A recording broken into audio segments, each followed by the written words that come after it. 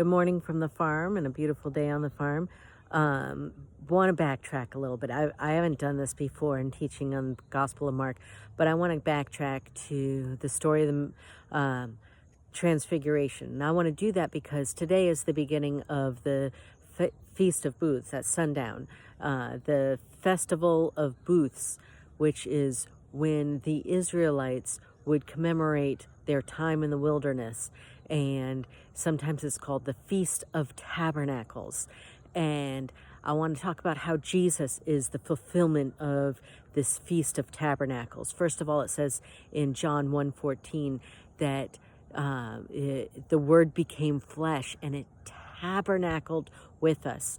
Now, the Feast of Booths is mentioned in Leviticus 23 and in Deuteronomy a few times.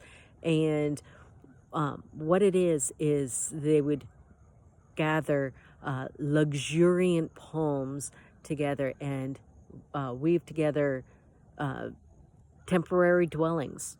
And it would commemorate the time that the Israelites spent in the wilderness, and they were,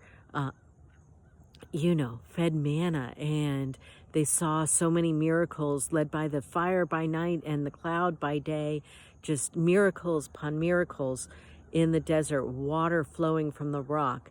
Now, this Feast of Tabernacles is shown just a hint of in this passage in Mark 9, because when Peter sees that Moses and Elijah have met with Jesus up on the mountain, there's a cloud of glory, and Peter says, Jesus, it's good we're here. We can build a tent, one for you, one for Moses, and one for Elijah. And there's a voice out of the cloud that says, "This is my beloved son, listen to him."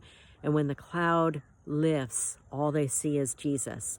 Well, what the Father says is an echo, almost a direct quote from Deuteronomy 18:15, where God is saying that there's going to be a prophet that comes like Moses. When he comes, listen to him. And there were Moses and Elijah with Jesus up there on the Mount of Transfiguration, and all that remains is Jesus alone. He is the prophet that is to come.